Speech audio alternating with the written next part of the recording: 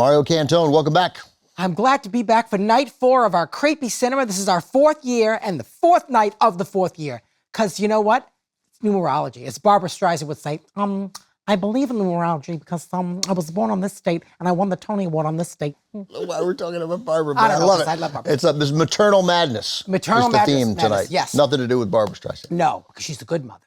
We have a couple of films. The first one, Patricia Neal leading the cast of a film called The Night Digger. The Night Digger. It was released in England as the Road Builder. This was the American title. Yes, and I saw this first on TCM a while ago, and I really like this movie. Mm-hmm. Critically, it did better here than it did in London. It was basically a big bomb anyway. This comes out in 71, and then the next year, 72, is Sisters, and Bernard Herrmann scores both films. We didn't talk about Bernard Herrmann at all when we did Sisters a couple weeks ago. I forgot. But we're going to talk about it here. Because Dahl wrote it, and he wrote it for his wife, Patricia Neal. Right. He was heavily involved in the whole creative process of this film. And Dahl and Bernard Herrmann did not get along at all. And mostly he just wants to highlight Patricia Neal, and Herrmann wants these big moments where the score comes in. And at some point, Dahl says to him, like, I hear you, but this is Pat's film, right? And Bernard Herrmann goes, oh, so you think people are going to wait around in the cold for 2 hours and then get up to the box office and say, I'll take 2 for Pat's film. Oh my God. Right? And if you were going to work with Bernard Herrmann, you knew that was coming. And that's okay, and it's part of the process that made him Well, great. I'm glad he was heavily involved in the movie, and he cared about the movie and not just scoring it. It's such a significant film for Neal. She had a stroke, and Yes. the character in the film had a stroke. Yep, he wrote it into the movie. Right, and her mother took care of her. Pamela Brown, great English stage actress. Yep. She plays this blind mother on this estate. She lives with her daughter. Her daughter has to take care of her. And it's sort of the mom holds it over her like, well, hey, I took care of you. Yep. Right, and Patricia Neal had this very debilitating stroke that took her years to come back from until this handyman comes to stay and sort of awakens her, This Nicholas very Clay. charismatic. It's got this May-December romance between Neal and Nicholas Clay. Meanwhile, in the background of all this, we realize that 6 or 7 young women have been sexually assaulted and murdered. Yep. Yeah, right. Watching her performance, the stroke is not evident. You don't see any evidence of it, even a little bit. And she had a lot of troubles memorizing her lines. She felt like she sensed other actors laughing at her and kind of being impatient with her. She had a really terrible time doing this movie. And now, more than 50 years later, it's generally regarded as this sort of cult classic. It's definitely... it's really actually pretty good. It's pretty damn good. Yeah. All right, let's watch it, and then Yes. we'll discuss it afterwards. Okay, let's do that, Ben. You want to toss to it? It's 1971? Oh, is that when it was? Yeah. Thanks for reminding me, because I don't retain, except for water. From 1971, starring Patricia Neal, Pamela Brown, and Nicholas Clay, directed by Alistair Reed, it's The Night Digger. Nicely done. Night Digger is digging through the night. It's not a musical. Night Digger. It's not a musical. They don't. He'll give you such a fright. He's Night Digger. Again, there's no music. Digging low, digging high, digging all the way to the sky. It's Night Digger. Okay, I could just go on, and I made up a song for this friggin' movie. I want my money. That was pretty good. Yeah, it was pretty good, huh? I didn't know you. I couldn't tell you could go on and on. I could go on singing. We just saw The Night Digger from 1971. Yes, we did. Directed by Alistair Reed, Who was Patricia the Neal. theater director, mostly. Yeah. And Pamela Brown played the mother, a big star of the theater in England. She'd been in the Pal Pressburger movie, I Know Where I'm Going. What an ending. Yeah. What an ending. Well, look, he was this beautiful boy who has this sick compulsion that he needs to do, and he's raping and killing these women. It's interesting because you kind of get an inkling that Patricia Neal's character liked him and wanted him, but I didn't think that was going to happen when I first saw it. No, and then they get together. They love each other, and they move away to this beautiful place, and the they're Scottish together. Highlands, And I think you don't see it, but you get a sense that he's really trying. But she understands that there's been some significant trauma. Maybe he even told her. Either he'd been impotent or he wasn't endowed well enough, but he had filled with doubts. But here she is being satisfied by him, loving him, thinking that this will show that you don't need to do it. And she's prepared to forgive his previous sins, but she's not prepared to forgive sins going forward. Yeah, and not knowing the extent of his sins. Oh, I think she knows the extent. You think she knows that he's killing people and raping women and killing them? I think she totally knows that he's done it, 100%. Okay. And that's why... She didn't get that, and I watched it twice, unless I don't retain. Because she sees the headlines. She knows. It's the only story in town. Yeah, she does say that. It's funny that I didn't get that. Huh. Like at the end, you're saying the dog disappears. The dog disappears, and it's very clear then when that woman then disappears. Yes, that it's him. It See, it and wasn't he was clear to me gone, that and then he comes back on the bike, and she's like, she looks at him, she starts to cry, and he...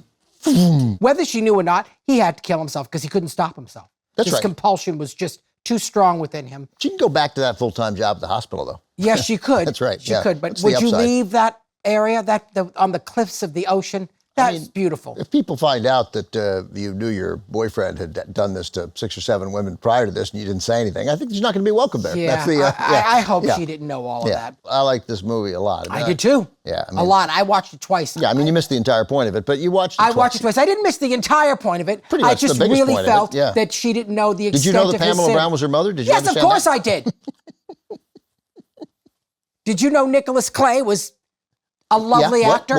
Yes, Did you know who he was? Did you know that Alistair Reed directed for the theater? I did. I knew that too. You knew nothing of the theater. Nothing at all. That part's true. You don't know any. You need to see some shows. You need to be educated, Ben Mankiewicz. When I lived in Connecticut, my father and his father before him, and his father before him, and my mother, and her mother before her, and her mother before, we went to the theater all the time. In fact, we've been going for so long, we saw vaudeville before book plays even existed, before Jerome Kern came along and changed the game. It's great to have Kate to drop by. Yeah, well, you know. She hadn't been here. She hasn't been here in a while, Miss Hepburn. Nice to see her. Yeah. All right, so that's a wrap on The Night Digger. That is a wrap. We'll see if you understand the next movie. I think I'll understand the next movie, and I did understand this movie. We just had 2 different points of views. Night Digger, I hate working with him. Night Digger. We had 2 opinions. Yeah. One of them was wrong. And you were wrong. I was right. For our second feature tonight, David Cronenberg's The Brood, which I saw in the movies. Yeah, Oliver Reed, Samantha Eggar. Who I knew from Dr. Dolittle. She played the ingenue in that. Yeah, a Best Picture nominee from 1967. Yes. Pretty inexplicable. How about that? Yeah. And instead of Cool Hand Luke. That's weird, even for me. Yeah. Even as a young homosexual, I went, that's not right. But I thought that Samantha Eggar she's very good she's really she really plays this well. She did, because she's got a couple of real hard turns where she's being so nice and friendly, and then in an instant, sort of, she's distrustful and crazy. So Oliver Reed is a controversial therapist. Like a guru. And he's got this whole new way of treating people that means he takes them to this special location and they can't see their families. And as it turns out, it's such an effective form of treatment that there may be some dangerous repercussions. And I love Oliver Reed, by the way. And he was great on Johnny Carson when he got water thrown in his face by Shelley Winters. Do you remember that? No, I don't know. Oh, he was like, I don't think you're very funny, madam. And then she came back on and threw water. She's like, did he laugh? Did he think that was funny? No, he just stood there